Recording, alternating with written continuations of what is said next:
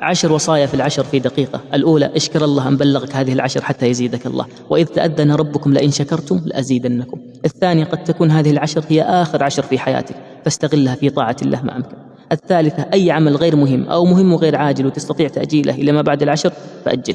الرابعة: أي شيء مفضول يشغلك عن استغلال العشر في الطاعة فأبعده وابتعد عنه، سواء تطبيقات أو علاقات أو لقاءات أو غيرها. الخامسة: إن استطعت أن لا يسبقك إلى الله أحد فافعل. السادسة: طهر قلبك في هذه العشر من الغل والحقد والحسد، وسامح واعف واصفح، فمن عفا وأصلح فأجره على الله.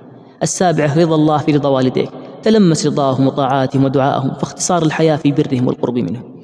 الثامنة: الاستغفار اليومي والصدقة اليومية من مفاتيح البركة في الحياة فلا تتركها. التاسعة: ابحث عما يصلح قلبك في إطعام طعام أو صلة أرحام أو دعاء ومناجاة للرحمن. وأعظم أنواع صلاح القلب يا إخوة المحافظة على الصلاة في وقتها والاقتراب من القرآن. العاشرة: إذا شعرت بكسل وفتور فكرر هذا الدعاء 100 200 300 مرة أو أكثر: اللهم أعني على ذكرك وشكرك وحسن عبادتك.